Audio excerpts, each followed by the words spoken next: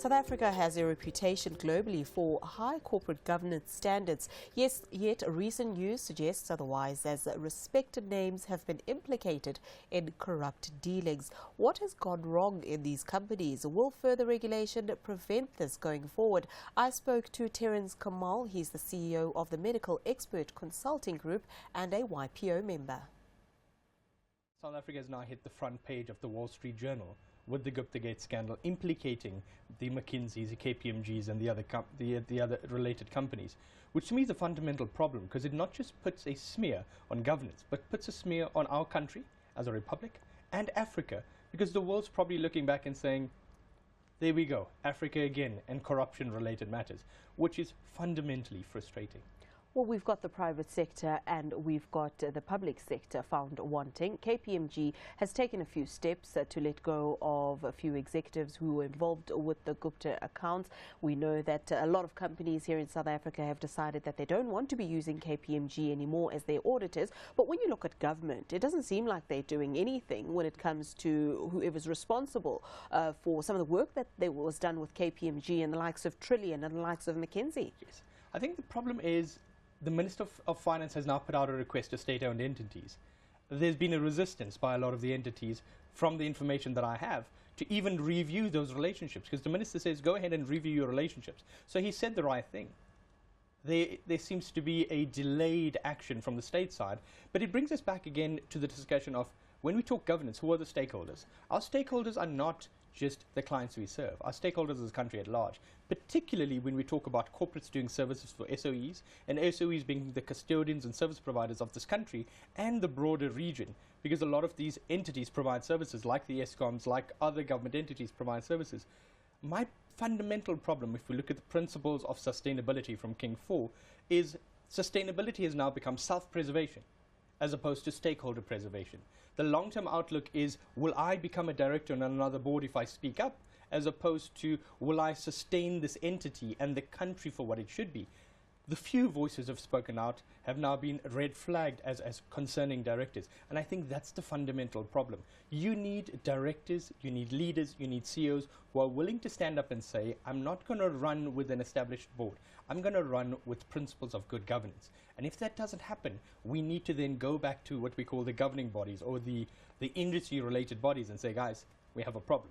And we need them to act, because we haven't seen them do very much either. What about the audit committees within these different companies? We know the spotlight is on KPMG, and a lot of people are saying they are wrong, but you believe that maybe KPMG is not that wrong. We also need to look at the audit committees within the companies. I think, to me, the fundamental problem is we're looking in the wrong place. In terms of assurance, you have three tiers of assurance. You have an internal audit function, which oversees the management function in an entity, SOE or company. You then have the audit committee, who is a part of the board, and the board is linked to that, and the board is responsible for that. You then have the external providers. By the time you got to KPMG, they're only doing a sample. They're going to come in with a sample list and saying, we want to see this, that, and that, and validate what the other two levels should have already done. So we're now looking at KPMG and saying, you were wrong. I have a problem with that. Yes, they were wrong from their function and an ethical perspective. But why are we not holding the internal auditors in these entities that are exposed, and the ones that are not exposed as yet? We're saying these internal auditors have a regulatory body called the Institute.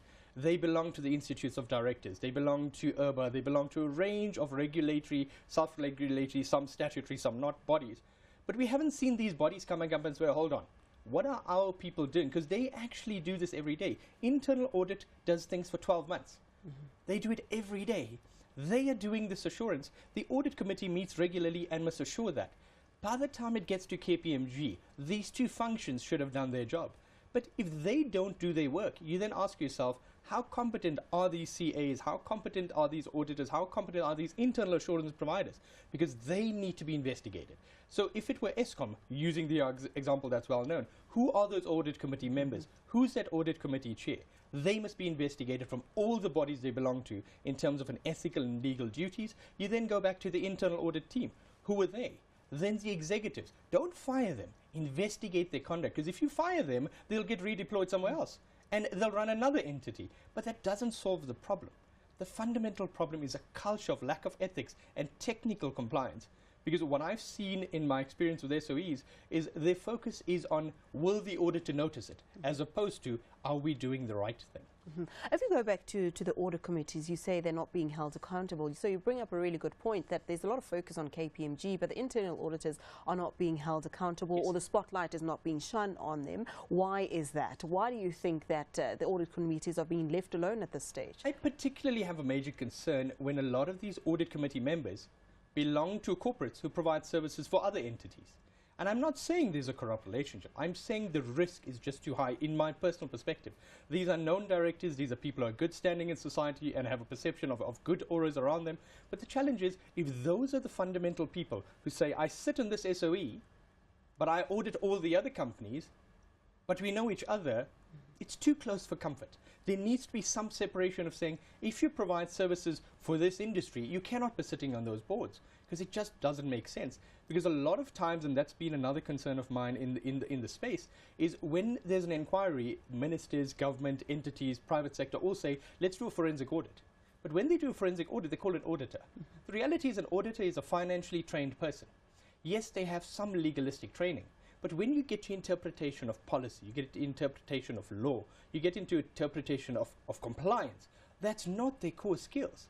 They may have done a course, but you need a lawyer or an advocate who's done corporate law for 10 years or 15 years, somebody from the bar who's recognized as an authority in the space to say, I will investigate the compliance, you do the financial portion. That to me would be comprehensive forensics, because it's very difficult, and I've seen it in personal experiences, where you sit in a board and the internal auditor himself justifies tender deviations and tender extensions, and I'm saying, hold on, this is not your core competency.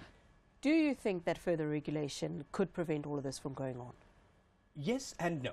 Further regulation will only put a framework of compliance. It doesn't mean people will fundamentally comply. So we could put a framework and say directors from this space or directors from that space should or shouldn't be providing services, particularly in the audit committees, but that won't change anything. What needs to happen is the self-regulating bodies need to do a hell of a lot more. I think my biggest thing is, for example, we've got King 4, which is a beautiful guideline and framework that is applicable to all entities. They have a supplement on public sector, but I don't think that's enough.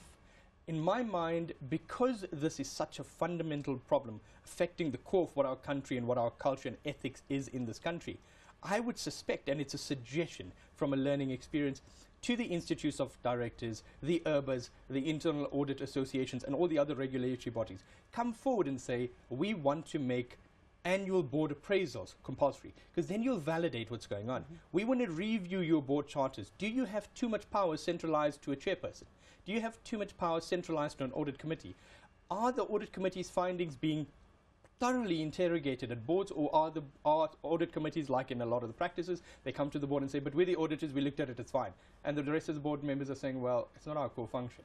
There needs to be more. So the IODs and the other institutions are custodians, but I would expect to see a lot more, because currently it's only BLSA largely speaking out from large corporates saying, we will not tolerate this. But I've not seen in the examples of KPMG, ESCOMs, and the related companies, that the other institutes, like the Institute of Directors, the IRBAs, the CICAs, and the others, suspending their members on questions of investigation. It's nice to say KPMG suspended.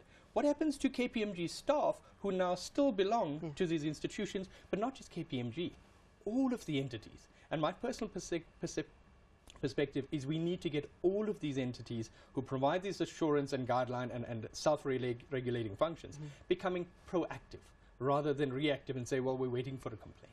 There needs to be more.